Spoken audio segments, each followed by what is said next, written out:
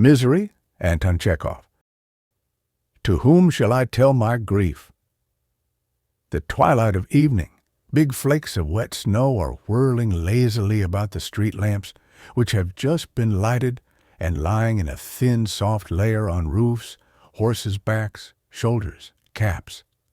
Iona Potapov, the sledge driver, is all white like a ghost. He sits on the box without stirring, bent as double as the living body can be bent.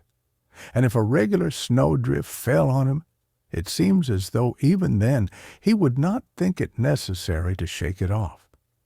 His little mare is white and motionless too. Her stillness, the angularity of her lines and the stick-like straightness of her legs make her look like a halfpenny gingerbread horse. She is probably lost in thought.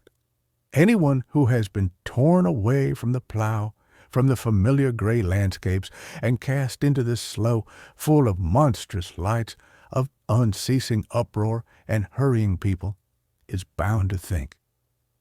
It is a long time since Iona and his nag have budged. They came out of the yard before dinner time, and not a single fare yet. But now the shades of evening are falling on the town.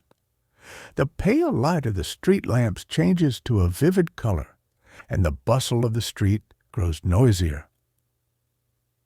"Sledge to Vyborgskaya," Iona hears. "Sledge!" Iona starts, and through his snow-plastered eyelashes sees an officer in a military overcoat with a hood over his head. "To Vyborgskaya," repeats the officer. "Are you asleep?" "To Vyborgskaya." In token of assent, Iona gives a tug at the reins, which sends cakes of snow flying from the horse's back and shoulders. The officer gets into the sledge. The sledge driver clicks to the horse, cranes his neck like a swan, rises in his seat, and more from habit than necessity, brandishes his whip. The mare cranes her neck too, crooks her stick-like legs, and hesitatingly sets up. "Where are you shoving, you devil?" Iona immediately hears shouts from the dark mass shifting to and fro before him. "Where the devil are you going? Keep to the right." "You don't know how to drive. Keep to the right," says the officer angrily. A coachman driving a carriage swears at him. A pedestrian crossing the road and brushing the horse's nose with his shoulder looks at him angrily and shakes the snow off his sleeve. Iona fidgets on the box as though he were sitting on thorns, jerks his elbows, and turns his eyes about like one possessed, as though he did not know where he was or why he was there. "What rascals they all are," says the officer jocosely. "They are simply doing their best to run up against you or fall under the horse's feet. They must be doing it on purpose." Iona looks at his fare and moves his lips. Apparently he means to say something, but nothing comes but a sniff. "What?" inquires the officer. Iona gives a wry smile, and straining his throat, brings out huskily, my son died this week, sir." What did he die of?" Iona turns his whole body round to his fare and says, "Who can tell? It must have been from fever. He lay 3 days in the hospital, and then he died. God's will." "Turn round, you devil!" comes out of the darkness. "Have you gone cracked, you old dog? Look where you're going." Drive on," says the officer. "We shan't get there till tomorrow going on like this.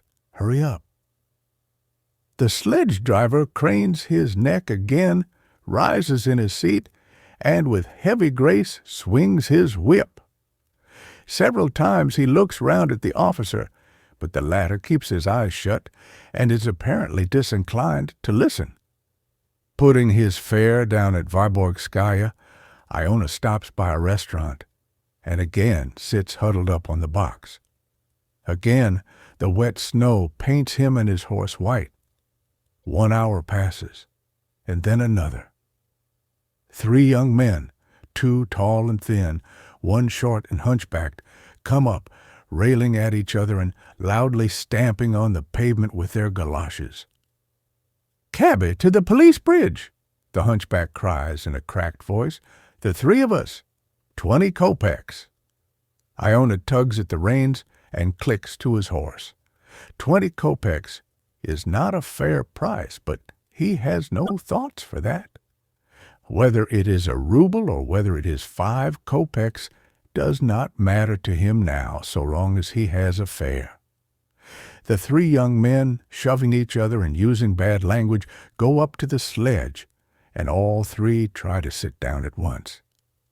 The question remains to be settled: which are to sit down and which one is to stand? After a long altercation, ill temper, and abuse, they come to the conclusion that the hunchback must stand because he is the shortest.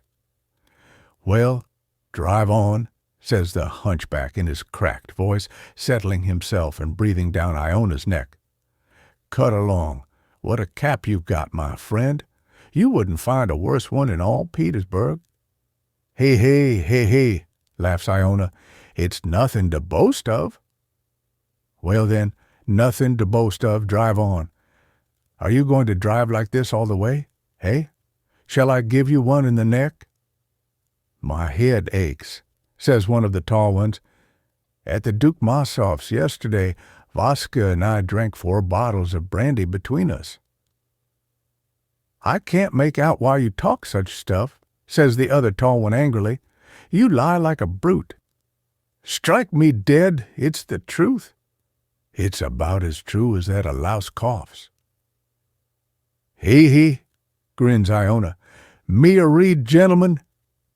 "Tfu, the devil take you," cries the hunchback indignantly. "Will you get on, you old plague, or won't you? Is that the way to drive? Give her one with the whip. Hang it all, give it her well." Iona feels behind his back the jolting person and quivering voice of the hunchback. He hears abuse addressed to him. He sees people, and the feeling of loneliness begins little by little to be less heavy on his heart. The hunchback swears at him till he chokes over some elaborately whimsical string of epithets and is overpowered by his cough. His tall companions begin talking of a certain Nadezhda Petrovna. Iona looks round at them. Waiting till there is a brief pause, he looks round once more and says, "This weeker, my son died." "We shall all die," says the hunchback with a sigh, wiping his lips after coughing. "Come, drive on, my friends. I simply cannot stand crawling like this." "When will he get us there?" "Well, you give him a little encouragement, one in the neck." "Do you hear, you old plague? I'll make you smart. If one stands on ceremony with fellows like you, one may as well walk. Do you hear, you old dragon? Or don't you care a hang what we say?" And Iona hears, rather than feels, a slap on the back of his neck. He laughs. "Merry gentlemen, God give you health." "Cabman, are you married?" asks one of the tall ones. "Aye, me a real gentleman. The only wife for me now is the damp earth, ho, the grave that is. Here my son's dead and I am alive. It's a strange thing. Death has come in at the wrong door. Instead of coming for me, it went for my son." And Iona turns round to tell them how his son died. But at that point the hunchback gives a faint sigh and announces that, thank God, they have arrived at last. After taking his 20 kopecks, Iona gazes for a long while after the revelers, who disappear into a dark entry. Again he is alone, and again there is silence for him. The misery which has been for a brief space eased comes back again and tears his heart more cruelly than ever. With a look of anxiety and suffering, Iona's eyes stray restlessly among the crowds, moving to and fro on both sides of the street, Can he not find among those thousands someone who will listen to him? But the crowds flit by, heedless of him and his misery. His misery is immense, beyond all bounds. If Iona's heart were to burst and his misery to flow out, it would flood the whole world, it seems. But yet it is not seen. It has found a hiding place in such an insignificant shell that one would not have found it with a candle by daylight. Iona sees a house porter with a parcel and makes up his mind to address him. "What time will it be, friend?" he asks. "Going on for 10? Why have you stopped here? Drive on." Iona drives a few paces away, bends himself double, and gives himself up to his misery. He feels it is no good to appeal to people, but before 5 minutes have passed he draws himself up, shakes his head as though he feels a sharp pain, and tugs at the reins. He can bear it no longer. "Back to the yard," he thinks. "To the yard!" And his little mare, as though she knew his thoughts, falls to trotting. An hour and a half later, Iona is sitting by a big, dirty stove. On the stove, on the floor, and on the benches are people snoring. The air is full of smells and stuffiness. Iona looks at the sleeping figures, scratches himself, and regrets that he has come home so early. "I have not earned enough to pay for the oats even," he thinks. "That's why I am so miserable. A man who knows how to do his work, who has had enough to eat, and whose horse has had enough to eat, is always at ease." In one of the corners a young cabman gets up, clears his throat sleepily, and makes for the water bucket. "Want a drink?" Iona asks him. "Seems so." "May it do you good, but my son is dead, mate. Do you hear? This week in the hospital. It's a queer business." Iona looks to see the effect produced by his words, but he sees nothing. The young man has covered his head over and is already asleep.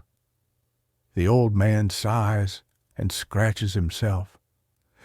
Just as the young man had been thirsty for water, he thirsts for speech. His son will soon have been dead a week, and he has not really talked to anybody yet. He wants to talk of it properly, with deliberation. He wants to tell how his son was taken ill, how he suffered, what he said before he died, how he died. He wants to describe the funeral, and how he went to the hospital to get his son's clothes. He still has his daughter Anicia in the country, and he wants to talk about her too.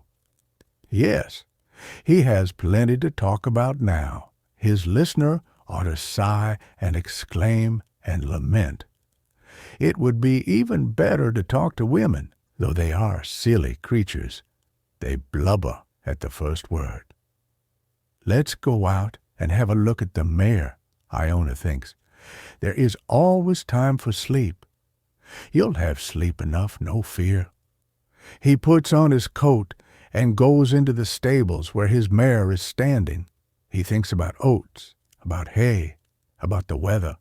He cannot think about his son when he is alone. To talk about him with someone is possible, but to think of him and picture him is insufferable anguish. "Are you munching?" Iona asks his mare, seeing her shining eyes. "There, munch away.